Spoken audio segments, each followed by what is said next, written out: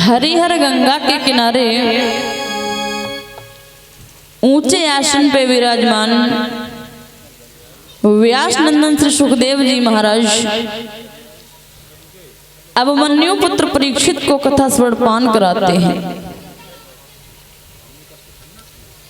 श्री सुखदेव जी महाराज कहते हैं, महाराज परीक्षित अब बताइए भला कौन सी कथा स्वर्णपान कराएं। तो महाराज परीक्षित ने जवाब दिया है, गुरुदेव आप हमें चंद्रवंश के बारे में बताओ। और जैसे ये कहा, बोले आप अब हमें चंद्रवंश के बारे में बताओ। जवाब दिया, ठीक है। श्री सुखदेव जी महाराज कहते हैं कि हे महाराज परीक्षित, अब हम आपको महाराज नहुष के बारे में समझाते हैं। जवाब दिया है, बोले श्री हरि की नाभि से कमल,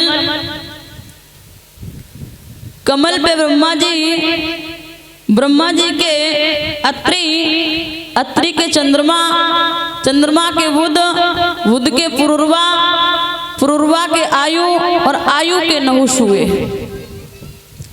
और महाराज नहुष के पुत्र हुए महाराज ययाति।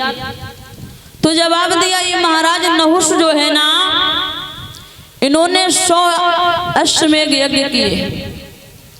और जब 100 अश्वमेध यज्ञ कर लिए हैं, अश्वमेध यज्ञ करने के बाद इन्होंने इंद्रासन को प्राप्त कर लिया है। इंद्रासन को प्राप्त करने के बाद एक दिन की बात है, महाराज नहुष चले हैं राज दरबार की ओर इंद्रासन को प्राप्त करने के बाद। और जो पहले वाले इंद्र थे, उनकी पत्नी जो शची, वो स्नान करने के बाद अपने केशों को सुखा रही थी। और इंद्र किसी का नाम नहीं था, इंद्र एक पदवी हुआ करती थी। जिस प्रकार से आजकल जो ये पदवियां हैं ना, प्रधान की पदवी अलग है, बाकी अलग अलग पदवियां हैं जो, उसी प्रकार से इंद्र की एक पदवी हुआ करती थी। इंद्र का नाम था मलद्रम्भ। इंद्र किसी का नाम नहीं था, इंद्र का नाम मलद्रम्भ था। जब महाराज नहुष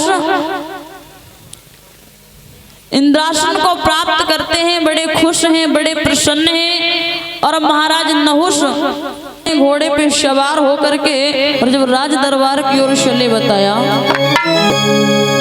कि इंद्रासन को अधिकारी बन के राजा गुजर चला।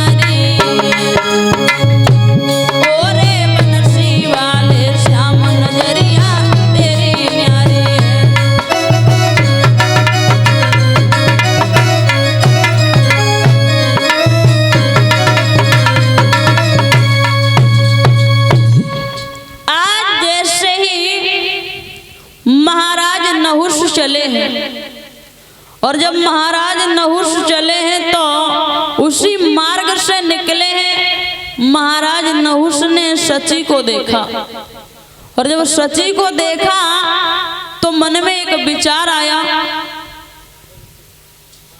क्यों ना शची के पास खत भेजा जाए। और जैसे ये मन में विचार आया, और कहा भी गया है विनाश काले विपरीत बुद्धि, जब विनाश का नंबर आता है दिमाग काम करना बंद कर देता है।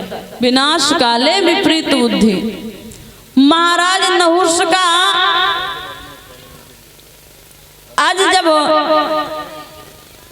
दिमाग खराब हो जाता है, महाराज नहुष बड़े परेशान हुए हैं। विचार किया अब क्या करें, किसी ना किसी प्रकार से शची के साथ में शयन करना है। तो महाराज नहुष